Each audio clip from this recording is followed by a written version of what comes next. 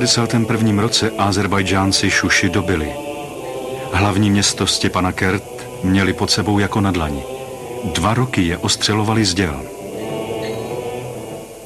8. května 1992 Arméni Šuši dobyli zpět. Našli zbořené město.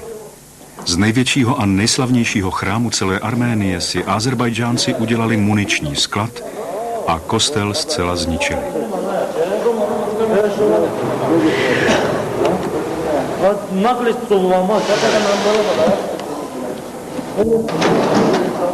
Mezi prvními přišel do chrámu i karabašský arcibiskup Pargev Martyrosyan.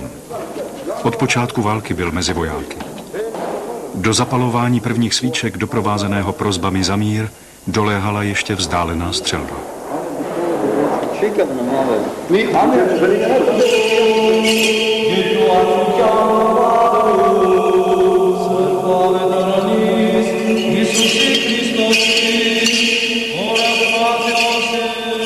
Dnes je už kostel opraven. V roce 2001 uběhne 1700 let od přijetí křesťanství v Arménii. Hlavní oslavy proběhnou zde. Zatím se však arcibiskup Martyr